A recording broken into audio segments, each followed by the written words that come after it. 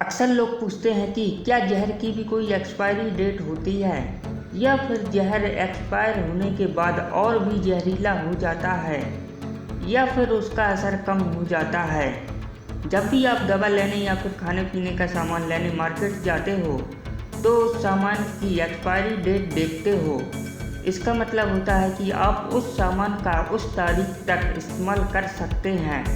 इसके बाद इस्तेमाल करना गलत साबित हो सकता है। जैसे मान लीजिए आप दवा खरीद रहे हैं तो कहा जाता है कि एक्सपायरी डेट के बाद दवा का असर कम हो जाता है या फिर दवा नुकसान भी कर सकती है। लेकिन कई लोगों के मन में ये सवाल आता है कि क्या ऐसा जहर के साथ भी होता है।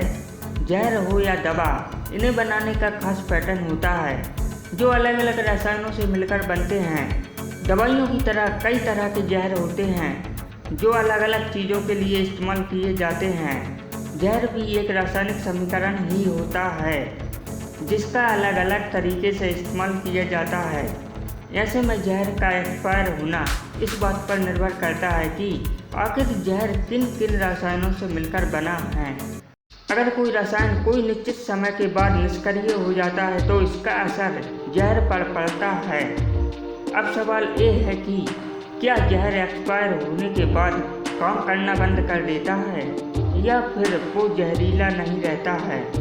लेकिन यह भी जहर पर निर्भर करता है।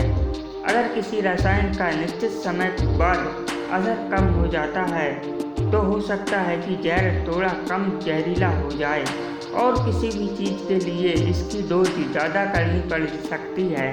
बट इसका मतलब ये नहीं है कि कोई भी जहर एक्सपायर हो जाने के बाद काम करना बंद कर दे।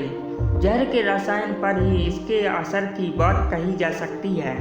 ऐसे में कई रसायन एक वक्त बाद कुछ और भी रिएक्शन दे सकते हैं। ऐसे में इसका असर भी अलग हो सकता है, साथ ही दुष्प्रभाव की वजह से ज़्यादा खतरनाक हो सकता है और जिस काम के लिए इसे बनाया गया है इसके अलावा ये रिएक्ट कर सकता है। ऐसे में कहा जा सकता है इस जहर में मिलाए गए रसायनों पर निर्भर करता है कि वह एक्सपायर होगा या नहीं या फिर एक्सपायर होने के बाद क्या असर करेगा।